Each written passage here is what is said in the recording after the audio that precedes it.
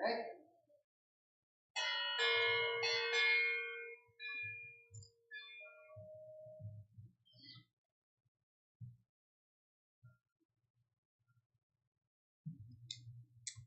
Good morning to all of you, and welcome to the First Unitarian Church of Alton.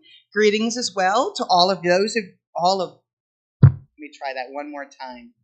Greetings as well to all of you who are watching this service remotely. Everybody say hello. Hi. Hi. I'm Robin Berkeley. My pronouns are she, her, and I am the president of this congregation, and I also serve as a worship associate.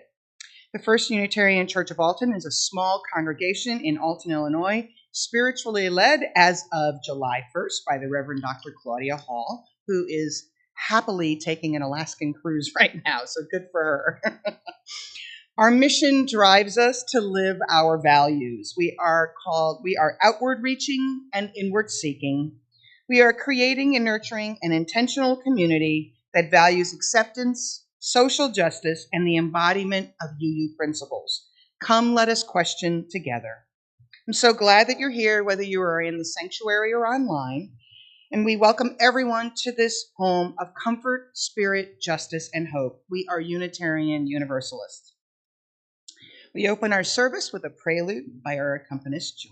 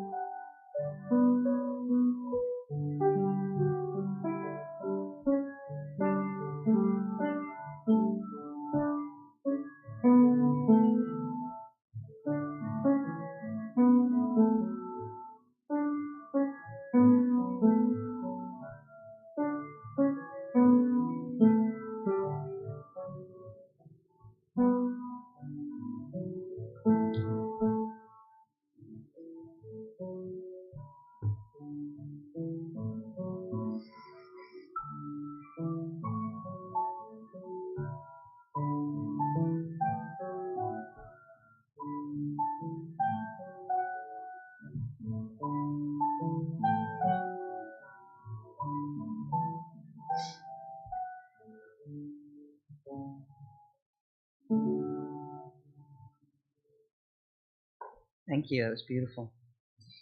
An important ritual in the Unitarian Universalist faith is the lighting of our chalice. Unitarian Universalists have many different interpretations of the flaming chalice, including the light of reason, the warmth of community, and the flame of hope. Join me in celebrating all of these reasons and more. And if you're watching elsewhere and have a chalice or a candle handy, please light it now as we all join in saying unison words projected on the screen above. We hallow this time together by kindling the lamp of our heritage. Please rise in body or spirit for our first hymn, number 113 in the gray hymnal, Where is Our Holy Church? Where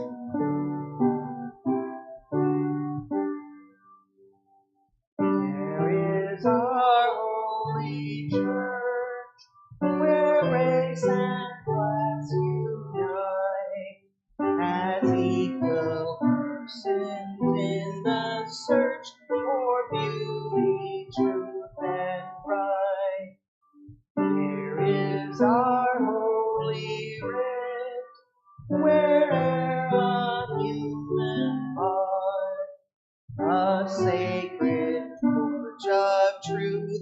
that's lit by inspiration.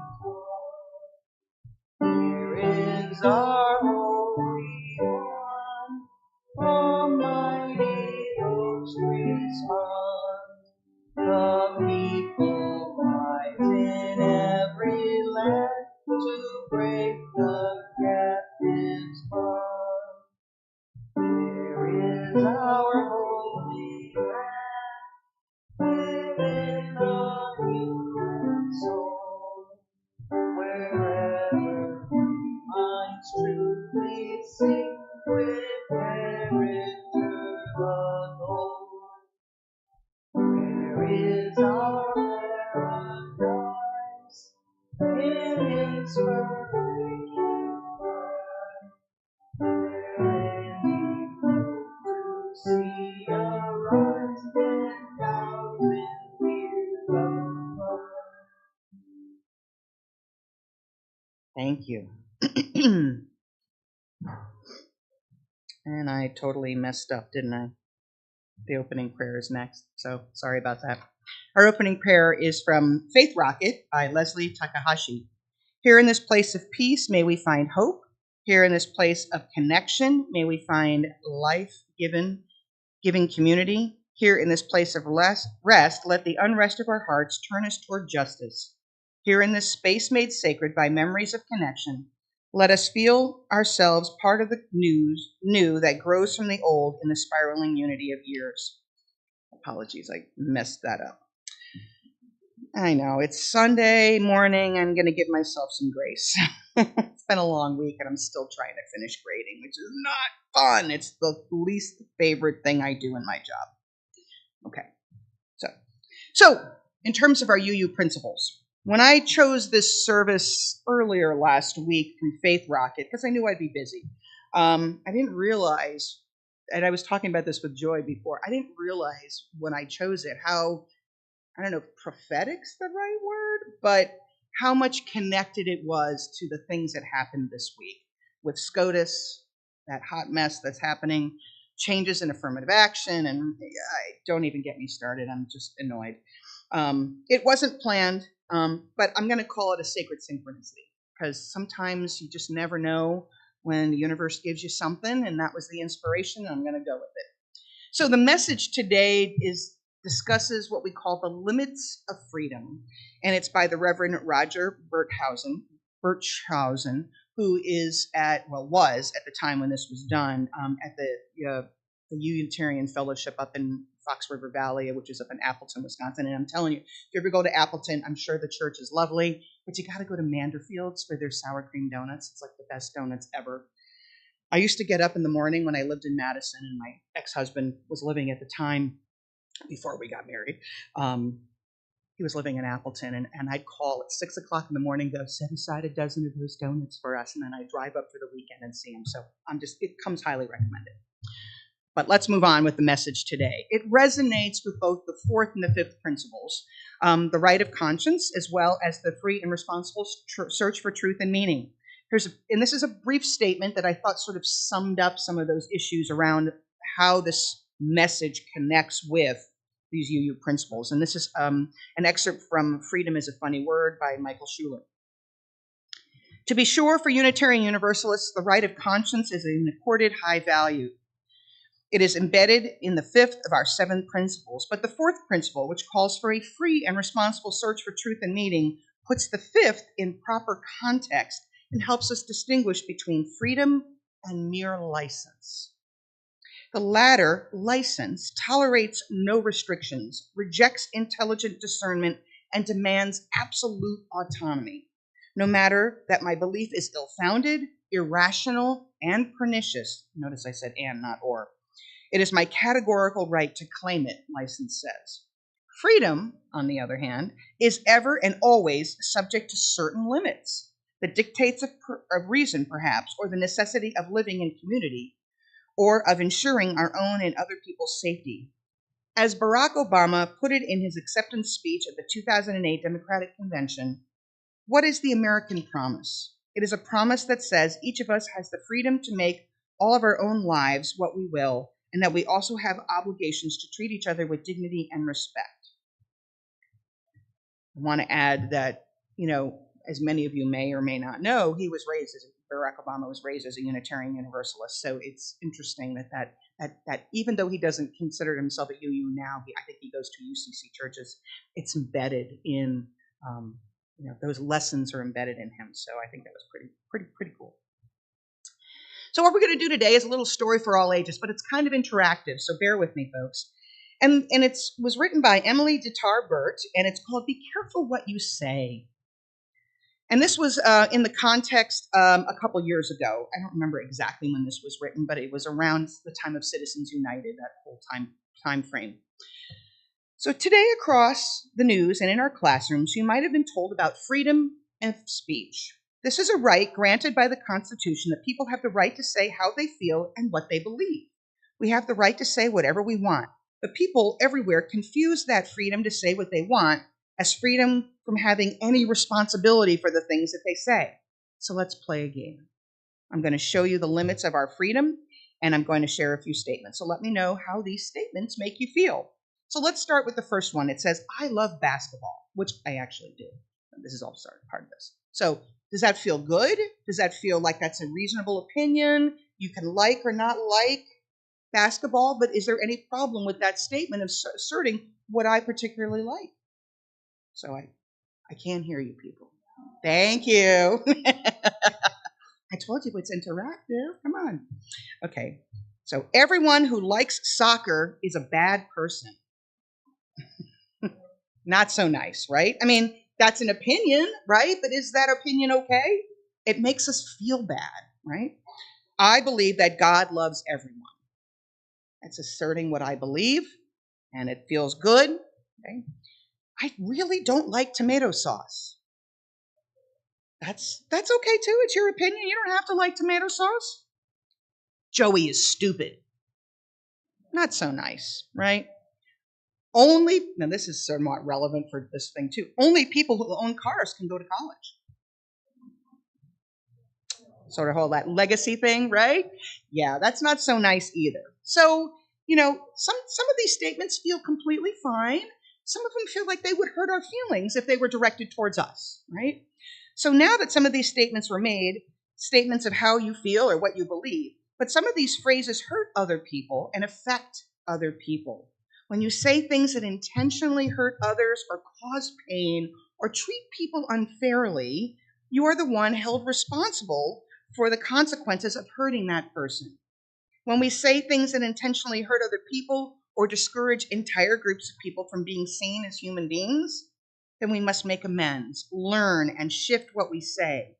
We are not free to say anything that hurts people or causes pain. Why? Because we are responsible for what we say and the ways that it hurts others. Sorry, moving on here. That's why in Unitarian Universalism, we teach each other about the free and responsible search for truth and meaning, because every person is responsible for what they say and what they believe, especially the ways that they may affect others. Our freedom to decide how we feel about God or the universe or just our everyday lives rests on our responsibility to choose with care, to make sure no one or planet or person is hurt by what we believe. Be careful what you say, for you are the one responsible for it. As part of our weekly worship service, we take time for the expression of joys, concerns, or sorrows. In front of us is a bowl filled with water and stones available to place in the bowl. So we have some here and we have some there in the back. Please start on my right, proceed to your left, take a moment to stop and reflect, send your energy out to the universe, and place your stone or stones in the water. If you're home, please feel free to place a stone in a bowl of water, or simply offer your joys and sorrows in silence to the universe. Let me begin.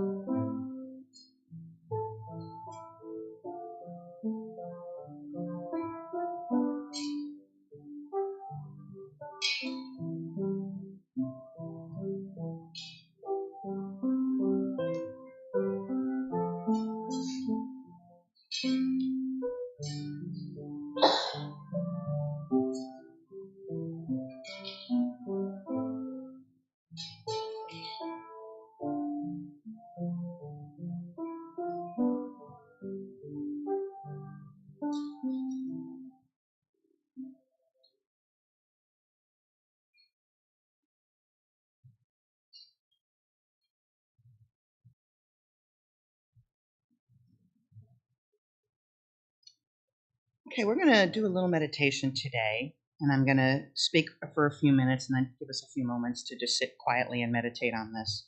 Get yourself comfortable, put your feet squarely on the ground, put your hands in a comfortable place. Close your eyes if you choose to. Just listen. O deep mystery of our lives, voice in our hearts and light in our minds, in the joyful freedom of our fellowship, we are here together as adventurers called forth in spirit, men and women, moving, yearning, questing, pushing the limits of our lives outwards to what is more loving and just, more beautiful and true.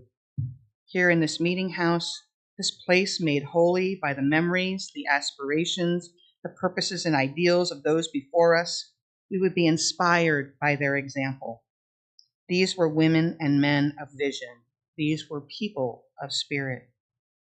We here today are also people of spirit. We too are struck in awe before the great mystery of the cosmos. We too are powerfully moved by a deep concern for our world and our care for one another. The Spirit moves also in us as a free religious community joined in a common covenant of aspiration, commitment, and hope. May ours be a faith that is more than just beautiful words and high ideals. May ours be a faith of vitality and commitment, a faith that burns in our hearts and blazes in our minds. May ours be a faith that shines to the world as the light of deeds and the witness of actions. O source and spirit of our lives, may we respond boldly to your call to adventure for justice, for love, and for joy. Amen.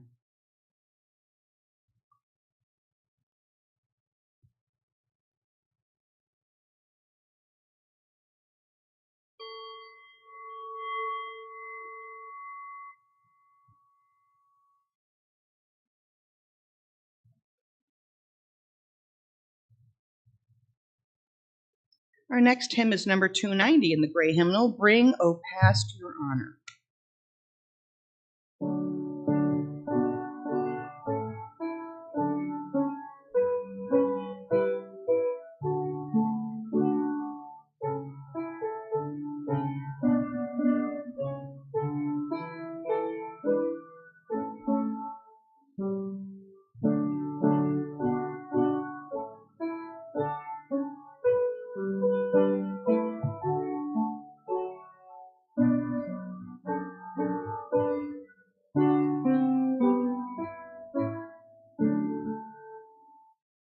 Bring, O past, your honor.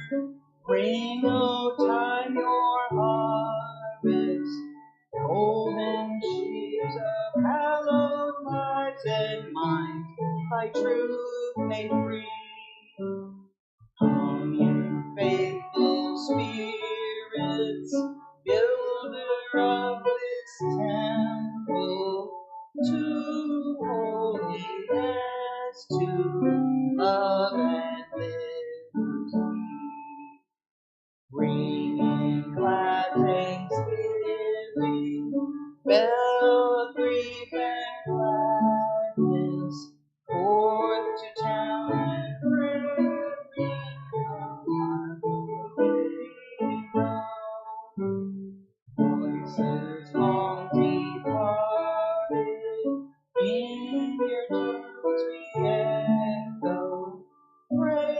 Praise to the highest, peace to all who shine from frontier courage, Sinai of its vision, home and heart a common quest for life's immortal love.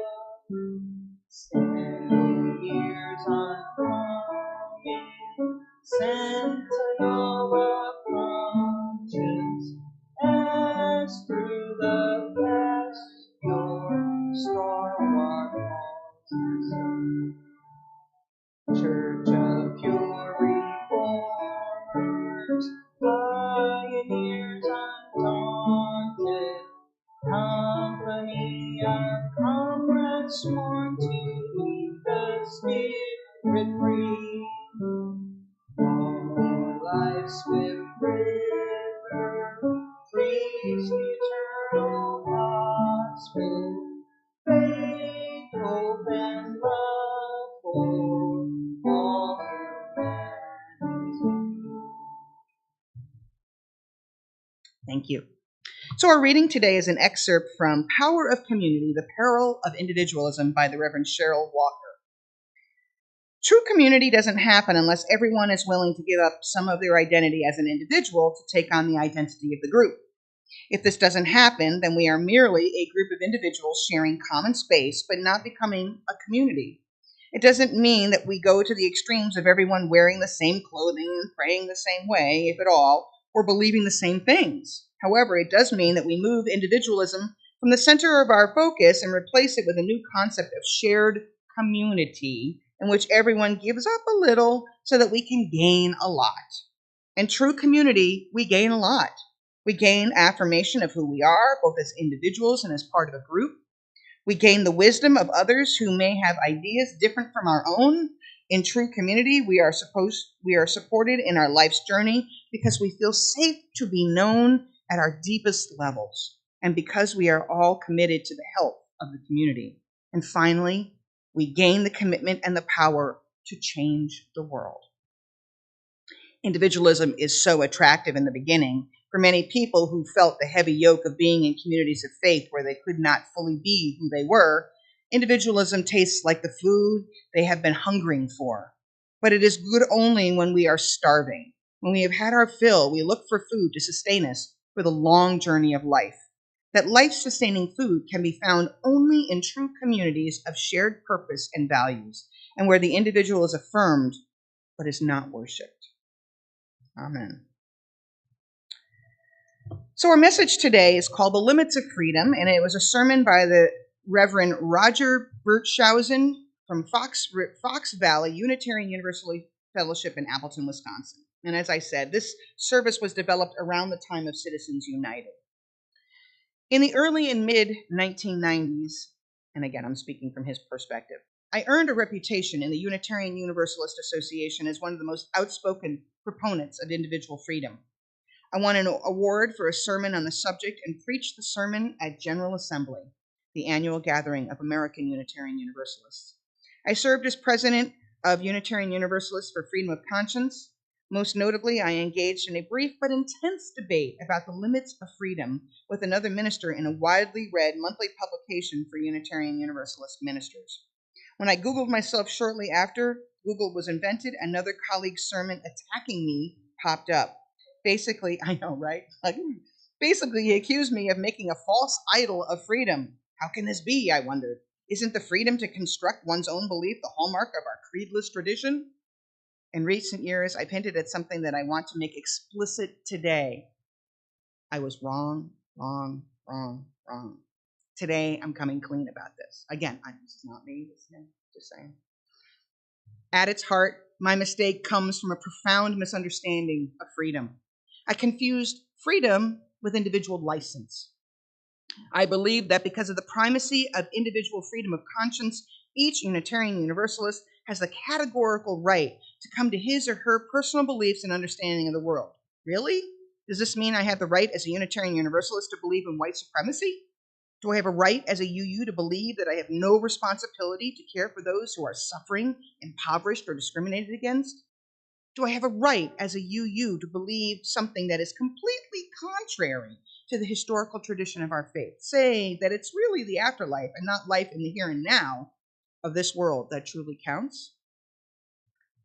In the 1990s, I would have answered yes to those questions. Okay, maybe not that it's okay to be a white supremacist, a Unitarian Universalist. I acknowledge that there is some outer limits of what's acceptable as a UU, but I declared that boundary to be very, very far out. So far out as to be almost meaningless. Basically, aside from that very rare kind of exception, I would have subscribed to the simple understanding of Unitarian Universalism articulated by many of the UUs in recent years, including here. In our faith, you can believe anything you want. Ours is pretty much a anything goes faith. What I was advocating was license, not true freedom. My colleague, Michael Schuler from the First Unitarian Society in Madison, defines license as tolerating no restriction. It demands absolute autonomy. License, according to Schuler, says that no matter that my belief is ill-founded, irrational, and pernicious, it is my categorical right to claim it. Excuse me. More than anything else, my mistaken understanding of freedom opens the door for ours to be a hint of narcissism. It's all about you. It's all about what you want to believe, what works for you. Reason, critical thinking, the common good. Don't worry about those things. As long as what you believe makes sense to you, more to the point, is good for you, well, then everything's cool. What would I say now? What I would say now is that true freedom has constraints. Balance is inherent to freedom. Of course, freedom includes individual autonomy, but this individual autonomy is not an absolute. It's not a categorical right. Individual autonomy must be balanced by the common good. As in the context of our faith, individual autonomy must also be balanced by the tradition of our faith. This isn't to say that tradition trumps individual autonomy. It doesn't, but it's something to consider, to balance. Excuse me 1 second. With the Supreme Court's McCutcheon decision this week, I couldn't help but think about freedom being a balancing act between personal autonomy and the common good. The McCutcheon decision struck down any limit on the total an individual can contribute to candidates in an election cycle. If freedom only means individual autonomy or license, then the Supreme Court majority absolutely came to the right conclusion. Giving money to candidates you endorse is an expression of free speech. Placing a limit on what you can give circumscribes this right. What the Supreme Court majority failed to do is balance individual autonomy with the common good. Unlimited money flooding our political system does tremendous harm to the common good. It puts enormous power into the hands of few super wealthy people who can now arguably buy elections and elected leaders. In recent days, Americans have been using oligarchy in disparaging ways to describe the current political system in Russia. Wow, I'm telling you how prophetic this was, right? Where Vladimir Putin and a cadre of super wealthy business leaders are calling the shots. Still hasn't changed in how many years? Oh, and by the way, they're squelching individual autonomy. My dictionary defines oligarchy as a form of government in which all power is vested in a few people or in a dominant class or clique. Government by the few. That is exactly the kind of government that the Supreme Court majority made more likely with the McCutcheon ruling, as well as the earlier Citizens United ruling. With these rulings, the Koch brothers or George Soros have way more of a say in what gets elected and of who gets elected and the legislation and regulations they pass than you or me. Throwing up our hands and saying, what's the use in being involved, further propels us down the road of low investment in the process by those of us who are not super rich people and declining election turnout. I don't see any way you can argue that these Supreme Court decisions enhance the common good. Let's not forget that the common good is not some concept foreign to our nation's founding principles. The concept of the common good was very much a part of the founding principles, even though it was neither completely embraced nor understood by all the founders. For example, the enshrinement of slavery in the Constitution. How do we balance individual autonomy and the common good? This is not an easy question to answer. Tension between the two is implicitly part of the equation of freedom. We can err too far in one direction or the other. The Citizen United and the McCutcheon decisions are examples of erring too much on the side of individual autonomy. In the McCutcheon majority opinion, Chief Justice John Roberts wrote, if the First Amendment protects flag burning, funeral protests, and Nazi parades, despite the profound offense such spectacles cause, it surely protects against political campaign speech despite popular opposition. I would argue that flag burning, funeral protests, and even those horrible protests by the recently deceased Fred Phelps Church and Nazi parades are far less injurious to the common good than flooding our political system with unregulated money. Phelps's picketing Matthew Shepard's funeral with incredibly offensive signs was hurtful and outrageous, but it didn't threaten the core of our democracy. So I would allow flag burning and funeral protests, from a respectful distance, mind you, and Nazi parades, but I would not allow unlimited campaign contributions. To me, allowing the former and not allowing the latter stakes out a good balance between individual autonomy and the common good. The same tension between individual autonomy and the common good plays out in our Unitarian Universalist congregations too. My colleague Peter Bulada wrote in a blog a few years ago, "There is a contradiction inherent in liberal religion. We are free, autonomous individuals in community with one another. Tension exists between freedom and connection, autonomy and community. There's no getting around it. Our calling is to live gracefully in that tension, holding them with equanimity without being weighed as we are now toward individual freedom and autonomy. Our capacity for being a transformative presence in the world is diminished when we neglect the communal, connected, covenanted aspect of our life together, and when we focus primarily on the individual and their freedom. Our institutions suffer. Here at our fellowship, we uphold the idea of balancing individual autonomy and the common good in our principles for a healthy congregation. This is the statement our fellowship adopted that describes how we aspire to interact with one another in our spiritual community. One of the principles lifted up in this statement says that we strive to keep our individual needs in balance with the health and the vitality of a community as a whole. This explicitly says that we aspire to find that balance point between individual autonomy and the well-being of the whole.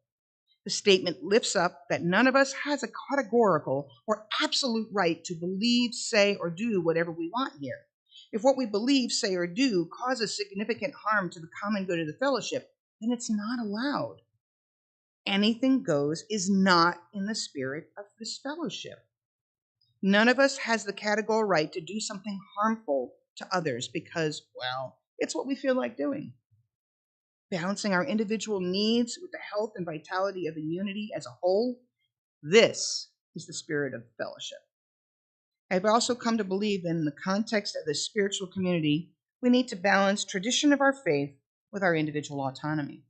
We are not completely bound by tradition. To say we are bound by tradition would actually be contrary to our tradition becoming Unitarian, because Unitarianism and Universalism have never lifted up the binding nature of tradition.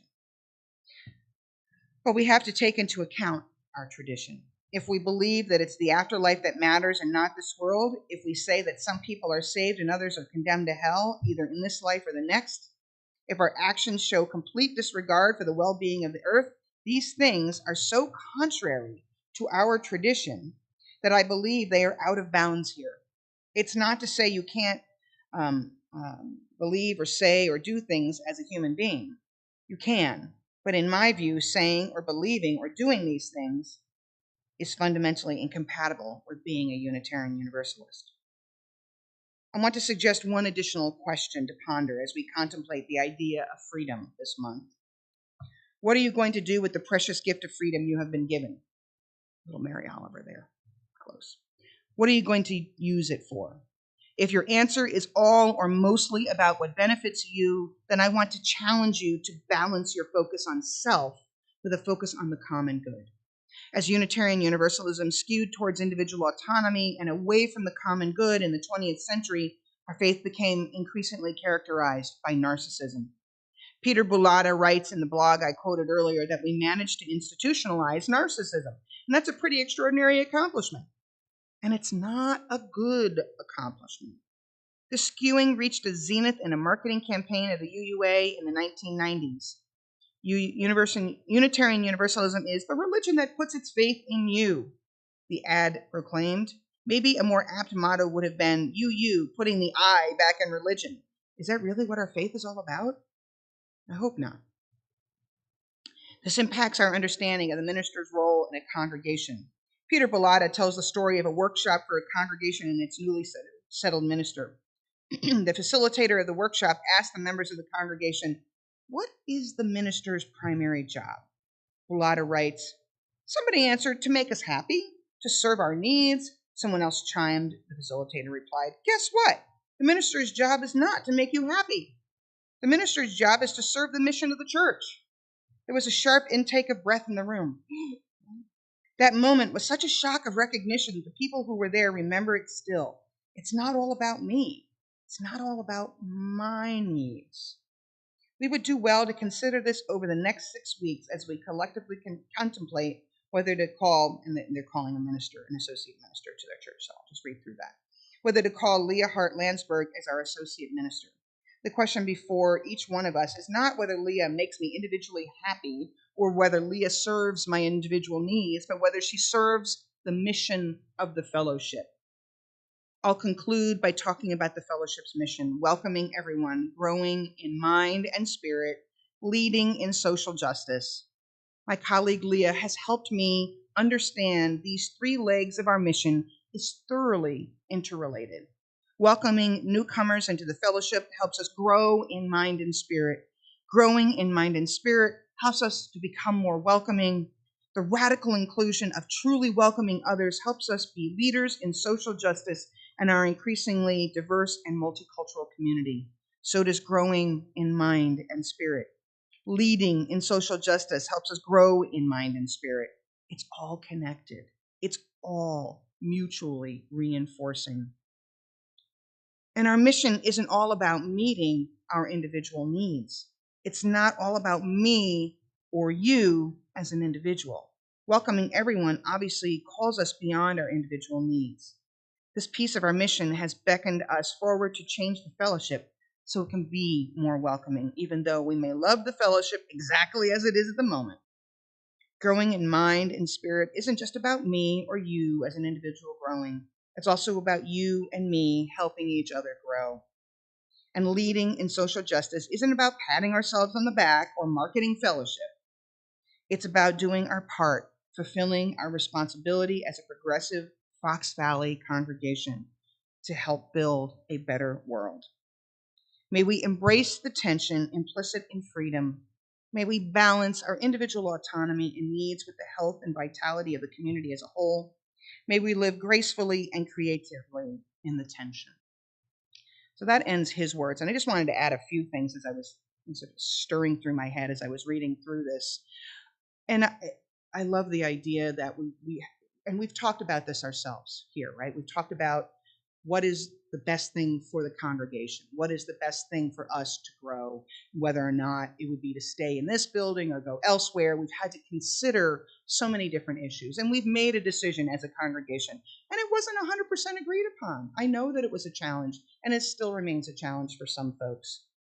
But the institution, the mission of what we're trying to accomplish should be at the forefront of what we do. Not what I need, not what somebody else needs. You know, I'm here as the president to say, wherever you guys want to go, I'm good. I have some ideas, but I'm not driving what I want. I'm driving what you want. I am enacting what you ask of me. And I think even though there are moments when I struggle with that, in all honesty, when I remind myself of that, it makes me take that step back and try to see the big picture, to make sure that we are balancing the needs of what we need as a congregation with what I individually need. And I like the idea that there's consequences to our actions. And I think that that's the lesson that I think so many are not learning right now. Is that, yeah, you can say whatever you want. It doesn't mean that you're free of free of the consequences of it. When I hear people say, well, I could say what I want, it's my opinion. Yeah. Well, you can't cancel me because of my opinion. Sure, I can. I'm entitled to do whatever I want. If I don't want to give you my money, if you support something that I don't like, I'm not going to give you my money. I don't buy chicken from Chick-fil-A. I just don't do it because I know that the Cathy family still sends money to institutions that are anti-LGBT. Doesn't matter if Chick-fil-A does or doesn't. The people who get the money out of the pockets of all of those entities are the ones that are hurting us and hurting my family and my community. So you all have the choice to do that. And while I might be uncomfortable or unhappy if you choose to eat at Chick-fil-A, I respect it's your right to do so, but understand that there's consequences to that. Right? Anyway, I could go on and on about this, but I don't want to beat a dead horse. So remember that it's about we, not always about I. I guess that's a good lesson to take away from this at the end of the day. All right? Amen. Our final hymn is number 287 in the Gray Hymnal, Faith of the Larger Liberty.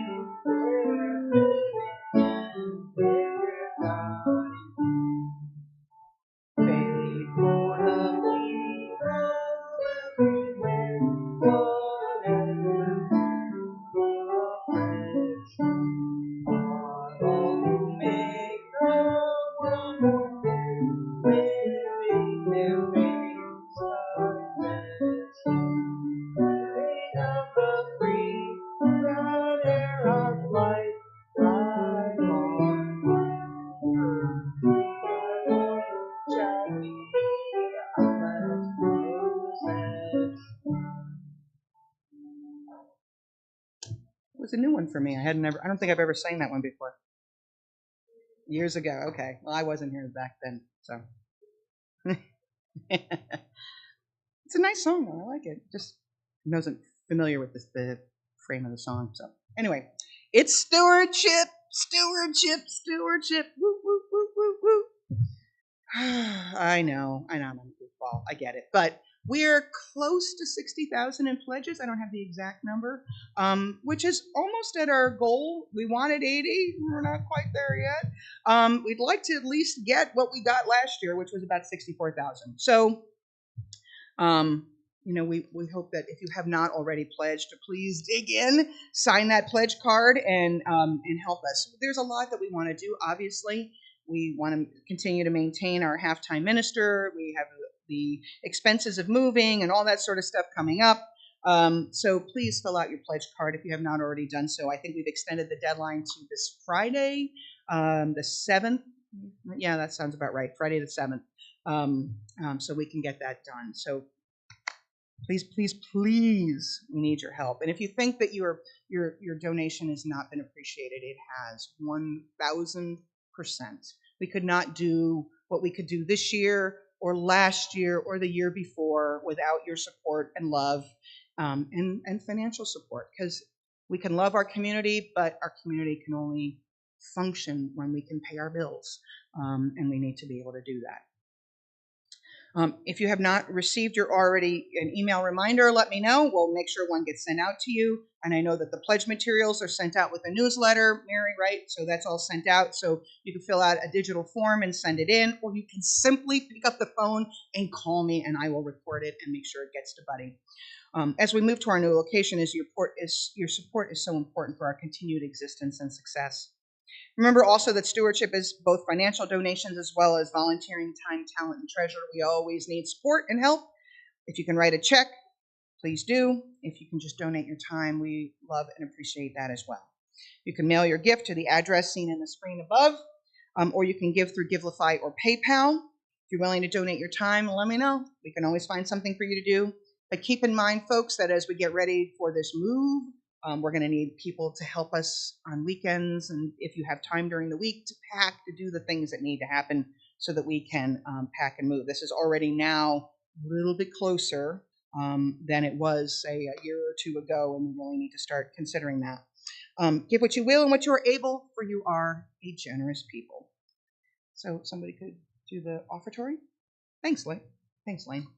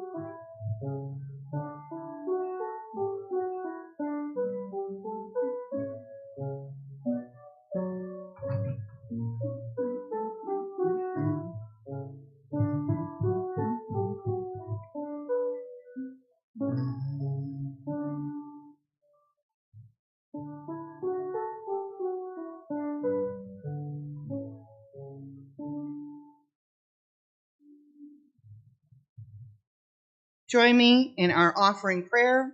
May this offering equip us to inspire love and to seek justice. Okay, announcements.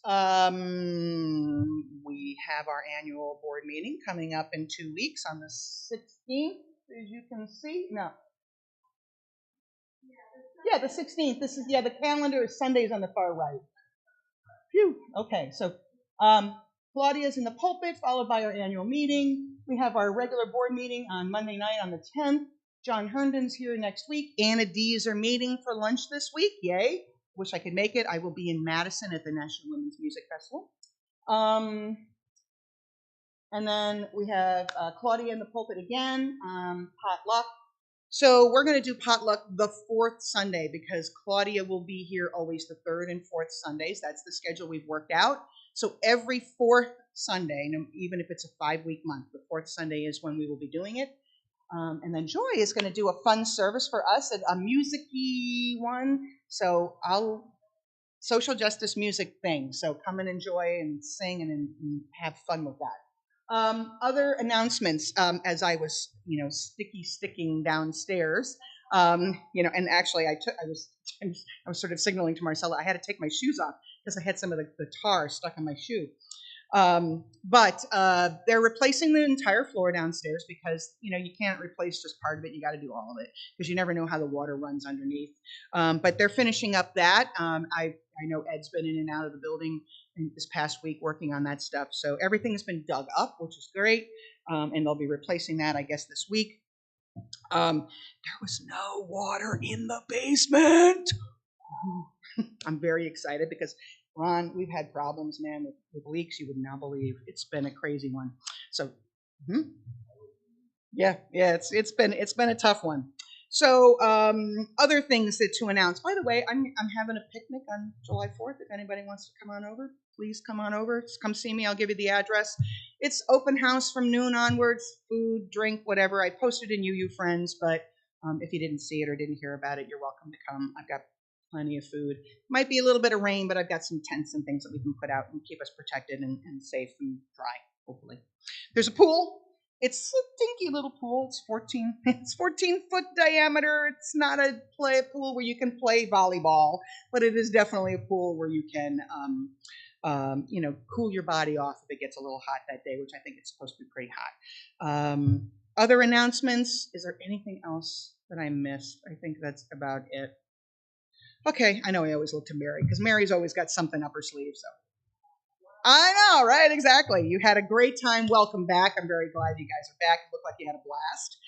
I also heard that Alan and Suzanne Oberholzer celebrated their 45th anniversary yesterday. So congratulations to them. If you're watching, yay! Congratulations.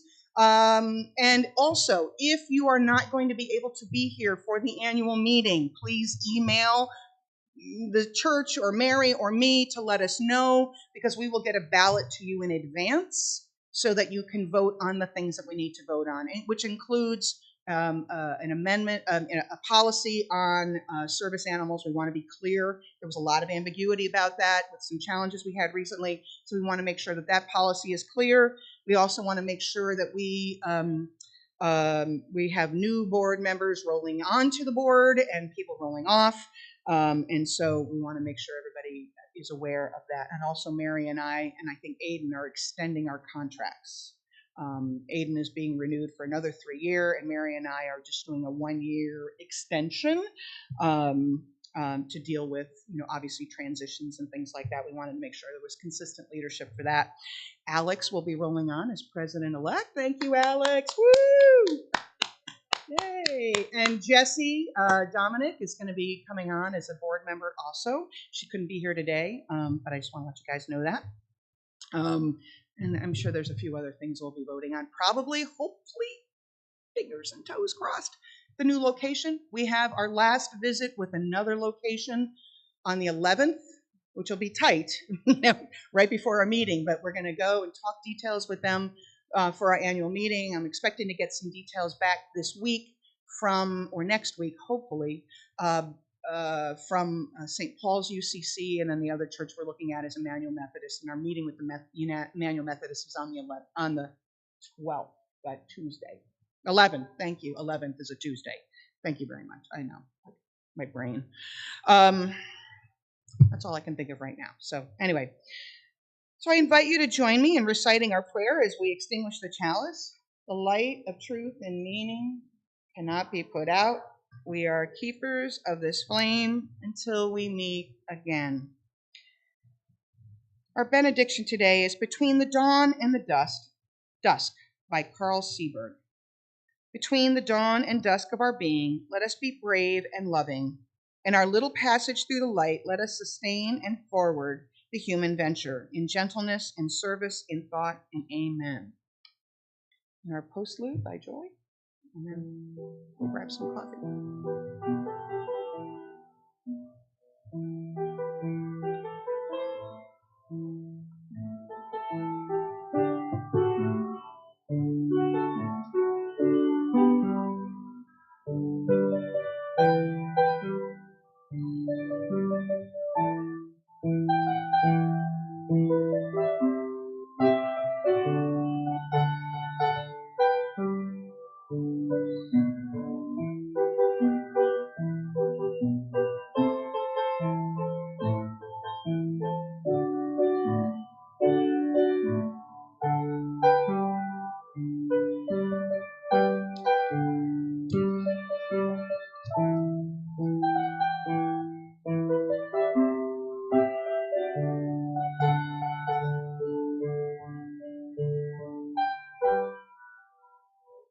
Thank you. Paul McCartney, huh? Cool. All right. I will be leaving fairly quickly after the service. If anybody needs me for anything, come grab me now. Otherwise, email me later or call me later. So have a great one, everybody. And I need somebody that can help with counting money.